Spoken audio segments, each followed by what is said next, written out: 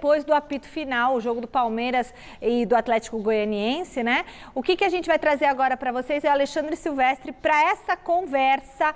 Boa noite, Silvestre. Conta para nós o que aconteceu entre o Jorginho e o Abel Ferreira. O que está rolando aí? Boa noite a todos, boa noite, Michele. O jogo ainda não acabou, muito mais pela repercussão de discussões que aconteceram durante a partida. Eu lá de cima da tribuna de imprensa do Allianz Parque, onde o Palmeiras meteu 4-1 no Atlético Goianiense de virada ontem pelo Campeonato Brasileiro, notei o Abel, como sempre, agitado, pressionando muito a arbitragem. Faz parte do show do Abel Ferreira, isso aí também não é exclusividade de técnico português, os brasileiros, muitos fazem isso, até o Tele Santana, que foi mencionado, pentelhava juiz pra caramba, mas enfim, o que eu vi? Muita pressão para cima da arbitragem, o Abel chegou a contestar até o cartão amarelo que tira o Zé Rafael do clássico contra o São Paulo, por falta de critério, na opinião do Abel, em relação à arbitragem. Em algum momento houve ali uma troca de farpas entre as comissões técnicas, né? O Jorginho mais tranquilo, mas entre as comissões técnicas, os dois auxiliares, tanto o português do Abel, o auxiliar do Jorginho, bateram boca, discutiram, a arbitragem puniu com cartão amarelo, um de cada lado. E depois da partida, o Jorginho desabafou dizendo que é uma falta de respeito com o nosso país, com os brasileiros, o que o Abel faz, o que a comissão portuguesa do Palmeiras faz em todos os jogos, que é ridículo esse tipo de comportamento, ofensa ao árbitro, dizem que o juiz é cego, ficam pressionando demais, enfim. O Palmeiras... temos até a resposta do Jorginho aí, né? Antes de eu mostrar o que respondeu o Palmeiras, vamos ao Jorginho ontem na coletiva após a derrota para o Palmeiras. Aliás, o time do Jorginho jogou muito bem, só que o Palmeiras está voando, vai fazer o quê? E virou para cima do Atlético Goianiense. O Jorginho desabafando sobre a conduta do Abel e seus parceiros portugueses de comissão técnica do Palmeiras. Fala, Jorginho. Não é à toa que não apenas ele, mas toda a comissão técnica tem sido expulso constantemente porque falta esse tipo de respeito. Você bater palma para o árbitro, está querendo literalmente sacanear ele, né? Então, é uma coisa que me revolta como treinador, como brasileiro, porque vem no nosso país e está desrespeitando o nosso país, os nossos árbitros, né, dizendo que ele é cego, xingou ele de tudo quanto é nome e nada aconteceu. Mas tudo bem, vai ficar como se eu perdi o jogo, é o choro do perdedor e as coisas passam e não acontece nada. Mas eu quero deixar esse meu protesto aqui. O Jorginho, hoje, aos amigos do Sport TV, chegou a pedir desculpa se foi mal interpretado, porque o Palmeiras emitiu uma nota dizendo que houve xenofobia por parte dessa crítica do Jorginho, ou seja, aversão ao estrangeiro. O Jorginho já disse que, morou tanto tempo fora, não tem nada a ver, pediu desculpa se for o caso, mas que o comportamento é sim ridículo e colocou na mesma panela até o Sampaoli argentino, que tinha conduta desse tipo quando técnico aqui no Brasil, tanto do Santos quanto do Atlético Mineiro. Em relação ao Palmeiras, o Palmeiras nessa nota condena esse tipo de atitude e diz que o Palmeiras, por exemplo, é um clube fundado por imigrantes europeus, no caso, italianos, Michele. Certo, Alexandre Silvestre. E agora nós temos aqui, para falar com a gente, ao vivo no Gazeta Esportinha, Jorginho, não é? O Jorginho já está posicionado. Muito boa noite, querido Jorginho. Que bom ter você aqui no Gazeta Esportiva. Tá tendo essa polêmica aí. A gente gosta de ter você aqui também em outras oportunidades. Você sempre muito gentil nos atendendo. Jorginho, você foi mal interpretado, não foi? O Palmeiras, não sei se o Palmeiras deveria ter se manifestado dessa forma, falando inclusive em xenofobia. Xenofobia, para quem não sabe, é aversão a estrangeiros. O que você tem a dizer sobre isso? E mais uma vez, muito obrigada por atender o Gazeta Esportiva. Boa noite, Michele. Espero que vocês estejam me ouvindo bem. Sim, tá ótimo. Que bom, que eu estou ouvindo muito mal você. Está picotando bastante, mas deu para ouvir. Um abraço aí para o Garrafa e para o Flávio também. Primeira coisa que eu quero dizer é que eu fui estrangeiro durante 12 anos da minha vida. 10 anos como jogador, 2 anos como treinador, Japão e Emirados Árabes. Sempre respeitei o país onde eu estava, as decisões, seja do árbitro ou de qualquer diretor meu. Eu realmente repudio essa nota do Palmeiras, respeito o clube, mas não sou xenofóbico. Eu desenvolvo trabalhos sociais no Brasil, na Alemanha, já desenvolvi na África, na Índia. Eu sou um cidadão português também, porque eu tenho a nacionalidade portuguesa, os meus filhos, meus netos também têm, pelos meus avós serem portugueses. Talvez houve uma conotação para esse lado, mas eu posso dizer para você de todo o coração, as pessoas que me conhecem sabem muito bem que eu respeito o meu próximo, não apenas o meu estrangeiro. Então, se houve uma conotação desse lado, eu peço desculpas, e não foi isso que eu quis dizer. O que eu quis dizer é que ele precisa respeitar os nossos árbitros. Os nossos árbitros, eles são falhos, assim como os árbitros portugueses também, né? Mas quem está à beira do gramado e que ouve o que eles têm falado, tanto o Abel como os seus auxiliares, vocês não têm ideia do nível de absurdos que a gente ouve. Isso nos faz mal. E eu defendi ontem o quarto árbitro junto com o meu auxiliar técnico, e o meu auxiliar técnico tomou cartão por causa disso.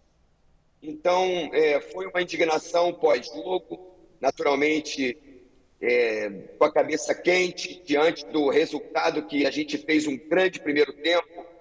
A gente poderia estar saindo com uma grande vitória ali, tomamos uma virada em 7 minutos, mas eu não retiro as minhas palavras em relação ao Abel e a sua comissão técnica, porque outros companheiros meus de profissão já me mandaram mensagem hoje, já tiveram dificuldade com ele também, e com eles, na realidade. Eu mesmo tive dificuldade ano passado, ainda como treinador do Cuiabá.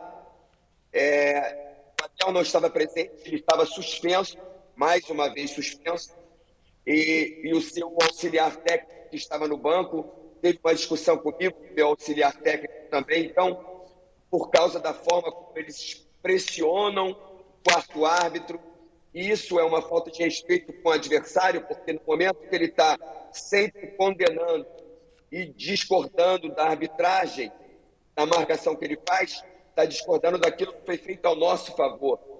Então, é lamentável o que está acontecendo. Eu nunca estive com o Abel pessoalmente, nunca o cumprimentei, pois ontem mesmo, antes do jogo, normalmente o anfitrião vem e dá as boas-vindas para o adversário. Não aconteceu isso, não recebi nem um abraço, nem um aperto de mão. Nunca fiz isso, fui no banco quando recebi como treinador do Cuiabá, recebi o auxiliar dele.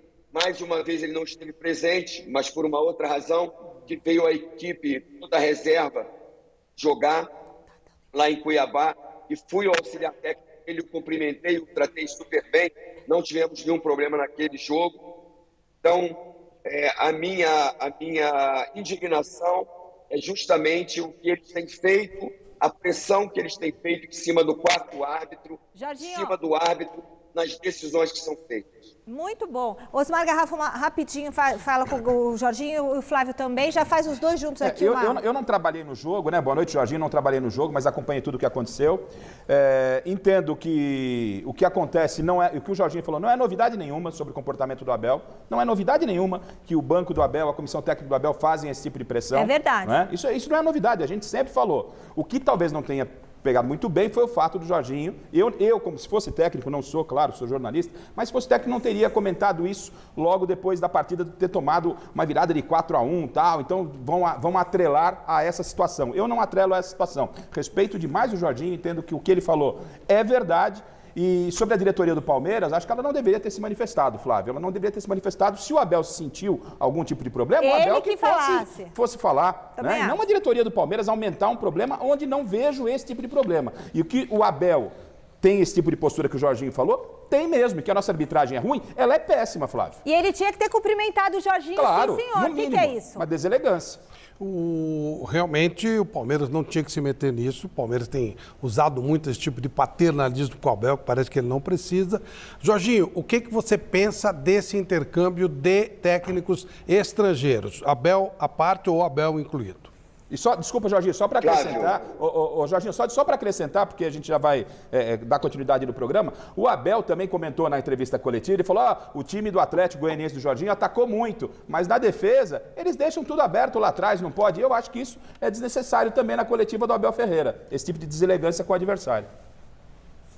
Eu não escutei bem o que o Garrafa falou sobre talvez um comentário do Abel em relação à minha equipe. A minha defesa tem sido completamente sólida. Ontem foi um apagão, infelizmente isso aconteceu. Nós não havíamos tomado um gol de bola parada e nós tivemos, até os 41 minutos do primeiro tempo, nós fomos dentro do Palmeiras, o Palmeiras jogando com 3 zagueiros e a gente assim mesmo, mas fazendo marcação linha alta, tiro de meta, a gente conseguindo trabalhar mudanças de corredor. Literalmente, a gente tinha a posse de bola maior do que o Palmeiras, 61% a 39%, até a gente ter tomado aquele gol. Houve um apagão que a gente precisa corrigir, naturalmente, e não pode ter um apagão contra uma equipe tão qualificada quanto o Palmeiras. Então, uma equipe como aconteceu, as oportunidades que eles tiveram, eles acabaram matando o jogo, e depois foi difícil, principalmente quando nós perdemos o jogador,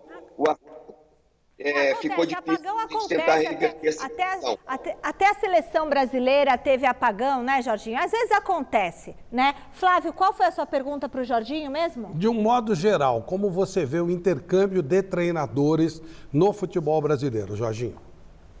Flávio, eu acho mais do que normal. Eu fui estrangeiro, eu fui para o Japão, eu fui para os Emirados Árabes. A única coisa que eu discordo é que, assim, essa invasão de treinadores estrangeiros, como se os brasileiros não tivessem a capacidade. Nós tivemos aqui 3 treinadores estrangeiros que tiveram, ou 2 treinadores estrangeiros que tiveram sucesso, Jorge Jesus e o Abel Ferreira. São os 2 que tiveram. Passaram vários, eu não preciso citar nomes, mas vários que não conquistaram o título e tiveram a mesma atuação, o mesmo rendimento que muitos brasileiros. Mas, assim, eu vejo isso muito com bons olhos, porque isso faz com que a gente busque cada vez mais uma capacitação, eu acredito que muitos treinadores brasileiros procuraram cursos que antes a gente não tinha. A CBF hoje tem um curso muito qualificado, que eu fiz da licença A e licença Pro. Então, eu acredito que essa troca de sistema, de informações, ajudam muito a nós brasileiros. Você vê que Jorge Jesus é totalmente diferente de Abel Ferreira. Jorge Jesus é um jogo completamente ofensivo, marcação linha alta o tempo todo. Já o Abel Ferreira é uma equipe normalmente que é mais reativa, mas teve muitos êxitos, assim como Jorge Jesus teve, ele está tendo também. Né? Então, houve esse pisão muito grande em relação a treinadores estrangeiros e deixaram vários treinadores brasileiros de fora de oportunidades nos grandes clubes. Mas, assim como eu fui estrangeiro, os estrangeiros são muito bem-vindos aqui, as suas ideias são muito bem-vindas e a gente, naturalmente, tem que buscar espaço dentro do nosso mercado brasileiro. Olha, Jorginho, você é sempre muito elegante e muito coerente em tudo que você fala. Muito obrigada pela sua participação aqui no Gazeta Esportiva. Foi muito bom tê-lo aqui conosco para esclarecer essa situação e também se posicionar, porque afinal de contas, né, foi citado ali naquela nota do Palmeiras e está aqui dando esclarecimento para o nosso telespectador. Obrigada, viu, Jorginho? Obrigada por ter participado também do nosso Papo de Campeões. Foi sensacional. Grande tetracampeão Jorginho aqui com a gente na TV Gazeta. Um beijo para você e um grande sucesso na sua jornada como treinador, querido. Muito obrigado, Michele. Um abração para todos vocês aí. E eu quero deixar muito claro, eu respeito toda a nacionalidade. Não sou xenofóbico. A gente está vivendo um tempo difícil no Brasil. Qualquer coisa que você fala, você é taxado de uma coisa. Isso não é verdade. Você pode discordar, mas você respeita o próximo. Muito bom, é isso mesmo. Hoje em dia tá difícil, viu? Que a gente fala, o pessoal eles esticam, reinterpretam. É complicado, Jorginho, eu sei isso na pele. Muito bom, excelente. Agora sim, hoje o Gazeta Esportiva tá que tá. Agora quem que vai entrar aqui? Agora é o Vitor Pereira, que tá na lista. Você não deu nem a enquete. Hoje não tem enquete. Hoje caiu a enquete, mas acessem o site gazetesportiva.com, que tá bombando. O Celinho voltou das férias dele, o Bruno Secon tá lá, o Vinícius também. Agora, o sofreu, viu? Lembra daquela piadinha? Feriado de porcos triste? Não incomoda mais. Ficou enterrada no passado. No Allianz Parque lotado, o campeão da América e líder do Brasileirão, o time a ser batido, até que tomou um sustinho com um bom jogo do Atlético Goianiense, que abriu o placar aos 28 minutos. Luan contra. Acabou com a sequência de 6 jogos de Blisa 0, como diria Abel Ferreira. Mas o zagueiro ergueu a cabeça, inverteu o jogo e deu a volta por cima, iniciando a jogada do empate. Aos 41, Zé Rafael, aniversariante da noite, deixou tudo igual. Logo em seguida, casquinha de Luan e virou para Gustavo Gomes, capitão de respeito. No minutinho seguinte, uma avalanche de pé em pé e 3-1 Verdão no arremate de Scarpa. Nos acréscimos do primeiro tempo, o Becão, artilheiro lateral improvisado, incansável e oportunista, Gomes, meteu o segundo dele, o quarto do Palmeiras. Atropelamento num piscar de olhos. 4 em 7 minutos não, mas foi bonito a atmosfera, o ambiente, o momento, foi espetacular. Eu próprio no banco, que costuma até ser controlado, não sei se foi o segundo ou terceiro, festejei como se fosse um dos torcedores. Porque às vezes eu gosto de estar ali calmo e focado quando é esse momento para manter o foco. E portanto foram 7 minutos incríveis, não é? Foram 7 minutos a Palmeiras, não é? Na etapa final, Dudu deu um lindo tapa para o Danilo se consagrar. Enquanto o Abel Ferreira aproveitou para poupar alguns titulares para o clássico contra o São Paulo.